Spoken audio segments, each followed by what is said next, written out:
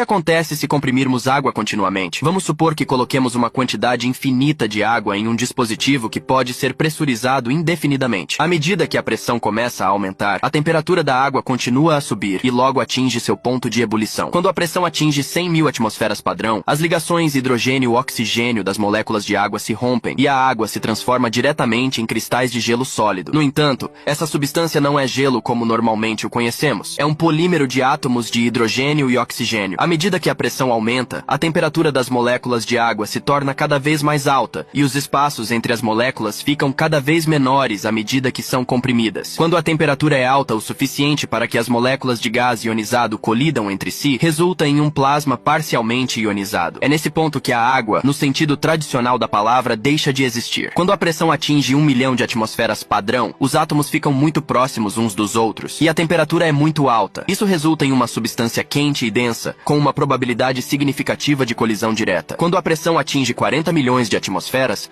a água se torna metálica e forma hidrogênio metálico. Isso é uma espécie de substância energética dos sonhos da humanidade. Se você pudesse tê-la, seria a pessoa mais rica do mundo. Quando a pressão atinge 200 bilhões de atmosferas, é preciso ter muito cuidado. É nesse ponto que os átomos de hidrogênio começam a fundir-se para formar hélio. Você verá então o conteúdo do recipiente expandir-se loucamente. Portanto, seria necessário um supercontainer para contê-lo. Caso contrário, liberará energia suficiente para aniquilar uma cidade. Se continuar a pressurizar o hélio, ele fundirá em carbono e seguirá a ordem da tabela periódica. Quando a pressão é 8 vezes maior que o colapso do Sol, obtemos o produto final da fusão nuclear, o ferro. Se você não parar agora, os elétrons dos átomos de ferro tentarão lutar contra você. Quando a pressão atinge 1 trilhão de trilhões de atmosferas, os elétrons do ferro são completamente vencidos e empurrados para o núcleo, onde se anulam com os prótons carregados positivamente e formam nêutrons. É nesse ponto que obtemos uma estrela de nêutrons. 1 centímetro cúbico de matéria pesa 1 bilhão de toneladas.